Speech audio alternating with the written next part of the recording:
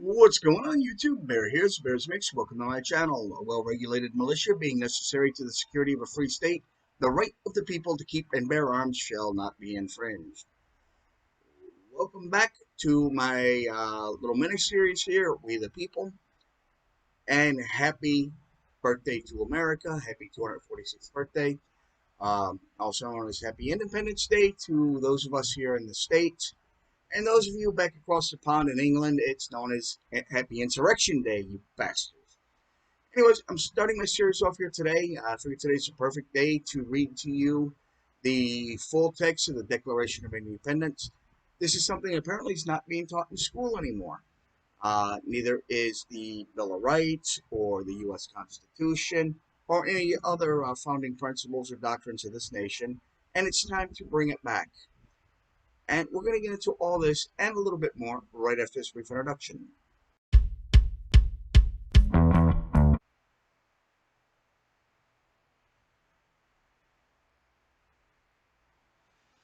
Alright, guys and gals, let's get right into it here. The Declaration of Independence, signed July 4th, 1776. Although it was on July 2nd, 1776, the First Continental Congress voted unanimously to dissolve the connection between this country and Great Britain, declaring the United Colonies of North America to be free and independent states. In the first the First Continental Congress on 4th of July, 1776, the Declaration of Independence was signed, and it reads as follows: the unanimous declaration of the 13 United States of America.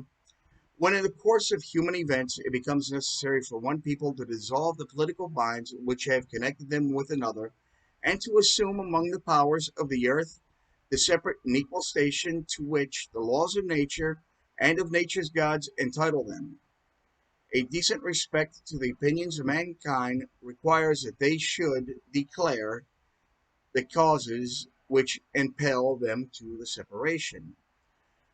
We hold these truths to be self-evident, that all men are created equal, that they are endowed by their Creator with certain unalienable rights, that among these are life, liberty, and the pursuit of happiness, that to secure these rights, governments are instituted among men, deriving their just powers from the consent of the governed, that whenever any form of government becomes so destructive to these ends, it is the right of the people to alter or to abolish it, and to institute a new government, laying its foundations on such principles and organizing its powers in such form as them shall seem most likely to affect their security and happiness.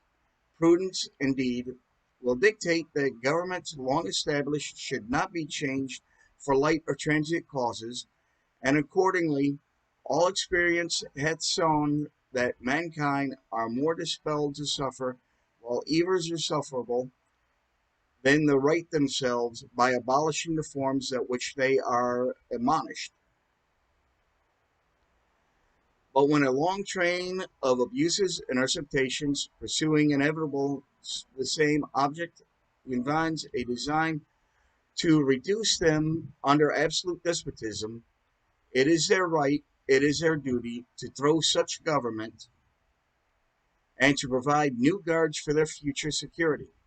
Such has been the patent sufferance of the colonies, and such is now the necessity which constrains them to alter their former system of government. The history of the present King of Britain is a history of repeated injuries and usurpations, all having a direct objective,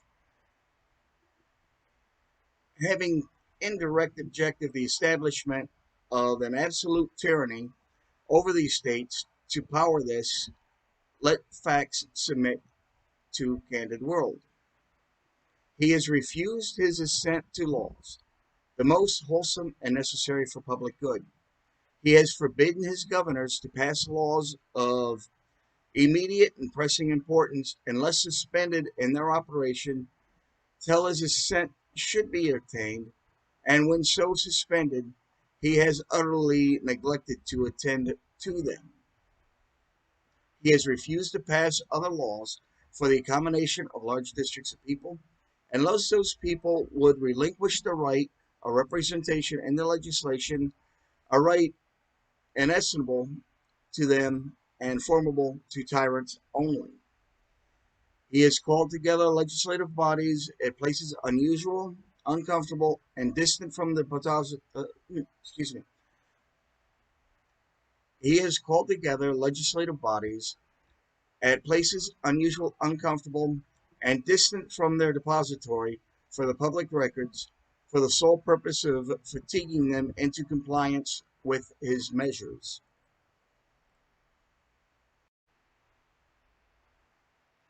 Sorry, guys, I needed to grab a drink. He has dissolved representative houses repeatedly for opposing with many firmness his invasions on the rights of the people. He has refused for a long time after such dissolutions to cause others to be elected, whereby the legislative powers, incapable of annihilation, have returned to the people at large for their exercise. The state remained, in the meantime, exposed to all the dangers of invasion from without and convulsions within. He has endeavored to prevent the population of these states for the purpose of obstructing the laws and naturalizations of foreigners, refusing to pass others to encourage their negotiations hit here, and rising the conditions of a new appropriations of lands. He has obstructed the administration of justice by refusing his assent to laws for establishing judiciary powers. He has made judges dependent on his will alone for the tenure of their office and the amount and payment of their salaries. He has erected a multitude of new offices and sent hither sworn of officers to harass people and eat out their substance. He has kept among us, in times of peace, standing armies without the consent of our legislatures. He has effected to render the military independent of the superior to the civil power. He has combined with others to subject us to a jurisdiction foreign to our Constitution and unknowledged by our laws, giving his assent to their action of pretended legislature, for ordering large bodies of armed troops among us, for protecting them by mock trial from punishment for any murder which they may commit on the inhabitants of these states, for cutting off our trade with all parts of the world, for imposing taxes on us without our consent, for depriving us in many cases the benefit of trial by jury, for transporting us beyond seas to be tried for pretend defendants, for abolishing the free system of English laws in a neighboring province, establishing therein an arbitrary government, and enlarging its boundaries so as to render it once an example and fit instrument for introducing the same absolute rule into these colonies, for taking away our charters, abolishing our most valuable laws, and altering fundamentally the forms of our governments, for suspending our own legislatures and declaring themselves invested with powers to legislate for us in all cases whatsoever.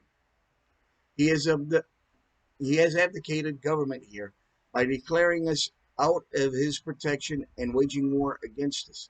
He has plundered our seas, ravaged our coasts, burnt our towns, and destroyed the lives of our people. He has, at this time, transporting large armies of foreign mercenaries to complete the works of death, desolation, and tyranny already begun with circumstances of cruelty and perfectly scarcely paralleled in the most barbarous ages and totally unworthy of the head of a civilized nation. He has constrained our fellow citizens taken captive on the high seas to bear arms against their country, to become the executioners of their friends and brethren, or to fall themselves by their hands.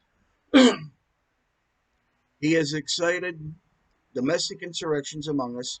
He has endeavored to bring us on the inhabitants of our frontiers, the merciless Indian savages, who know in rule of warfare is an undistinguished destruction of all ages, sexes, and conditions. In every stage of the oppressions, we have petitioned for redress in the most humble terms. Our repeated petitions have been answered only by repeated injury. A prince whose character is thus marked by every act which may define a tyrant is unfit to be the ruler of a free people. Nor have we been wanting in intentions to our British brethren. We have warned them from time to time of attempts by their legislature to extend an unwarrantable jurisdiction over us. We have reminded them of the circumstances of our immigration and settlements here. We have appealed to their native justice and magnanimity and have conjured them by the tides of our common kindred to disavow these usurpations which would inevitably interrupt our connections and correspondence. They too have been deaf to the voice of justice and contiguity. We must therefore, at request and the necessity in which denounces our separation, and hold them as we hold the rest of mankind, enemies and war, peace and friends. We therefore, the representatives of the United States of America in General Congress assembled, appealing to the Supreme Judge of the world for the rectitude of our intentions, do, in the name and by authority of the God of the people of these colonies, solemnly publish and declare that these united colonies are, and of right ought to be, free and independent states, that they are absolved from all allegiances to the British Crown, and that all political connection between them and the state of Great Britain is and ought to be totally dissolved, and that as free and independent states they have full power to levy war, conclude peace, contract allies, establish commerce, and to do all other acts and things which independent states may of right do. And for the support of the Declaration, with the firm reliance on the protection of the divine providences, we mutually pledge to each other our lives, our fortunes, and our sacred honor. For New Hampshire, signed by Joshua Bartlett, William Whipple, Matthew Thompson, Thornton, correction. For Massachusetts, signed by John Hancock, Samuel Adams, John Adams, Robert Trait Payne, and Elbridge Gerry. For Rhode Island, signed by Stephen Hopkins and William Ellery. Connecticut signers are Roger Sherman, Samuel Huntington, William Williams, Oliver Walton.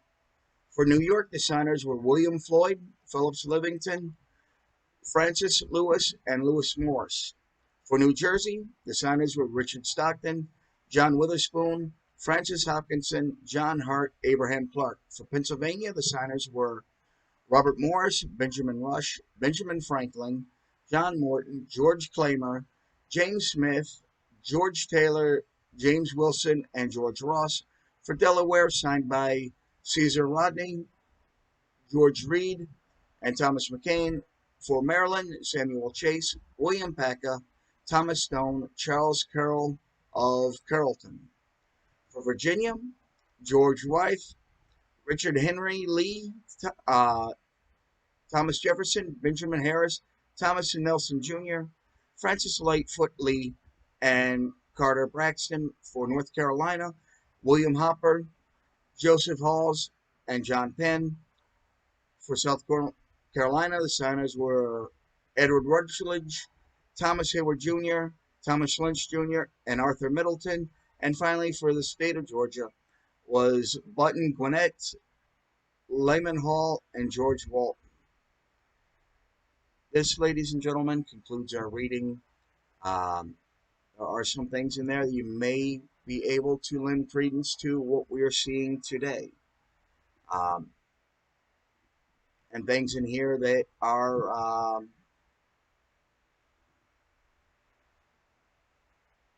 covered under our Bill of Rights. One big thing in here is for imposing taxes on us without our consent, which is happening these days. Our own government is taxing the hell out of us. They tax our income, which is illegal. The income tax was started to pay for World War II, or was World War One, or both of them, I forget. They tax. They're not supposed to tax your food. They're not supposed to tax your clothing. They tax that anyways with sales tax. You buy property, you pay tax. You buy a vehicle, you pay tax. You register that vehicle, you pay tax. You renew your registration, you pay tax.